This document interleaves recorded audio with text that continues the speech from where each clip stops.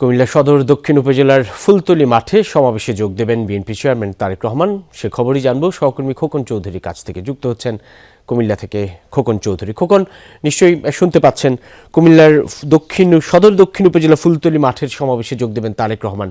নিশ্চয়ই অপেক্ষায় আছেন নেতাকর্মীরা, উচ্ছ্বসিত কতটা, একটু জানাবেন সেখানকার বিস্তারিত খবরাখবর।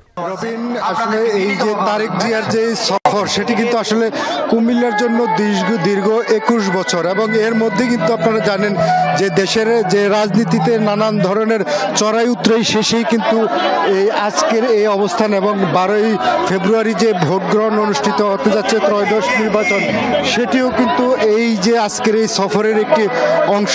ফলে যারা সাধারণ নেতাকর্মী রয়েছেন তারা কিন্তু এখানে বিশেষ করে দুপুরের পর থেকেই কিন্তু এসে তাদের যে জায়গাটুকু, বসার জায়গাটুকু তারা দখল করে নিয়েছেন। অর্থাৎ এই মাঠটি কিন্তু এখন পর্যন্ত কিন্তু আসলে কানায় কানায় পূর্ণ হয়ে গেছে। যদিও তারেক রহমান এখানে কিন্তু 7টায় এসে পৌঁছার কথা, এখান থেকে কিন্তু তিনি এর পরবর্তীতে দাউদকান্দিতে একটি অনুষ্ঠান, এর আগে 5:30টায় কিন্তু কুমিল্লার 14 গ্রামে বক্তব্য দেওয়ার কথা রয়েছে। তো মানুষ কিন্তু আসলে উৎসাহ উদ্দীপনার মধ্য দিয়ে কিন্তু এখানে যারা তারেক রহমানের ভক্ত রয়েছে তারা কিন্তু তার বক্তব্য শোনার জন্য এবং তাকে এক নজর দেখার জন্য কিন্তু অধীর আগ্রহে বসে আছেন এবং প্রতীক্ষায় রয়েছেন আসলে তাদের কাঙ্ক্ষিত নেতা কখন আসবেন এবং আগামী কি ধরনের দিক নির্দেশনা তাদের প্রতি থাকে, সেই দিক নির্দেশনা অনুযায়ী কিন্তু তাদের যে ত্রয়োদশ জাতীয় সংসদ নির্বাচন, সেখানে তারা তাদের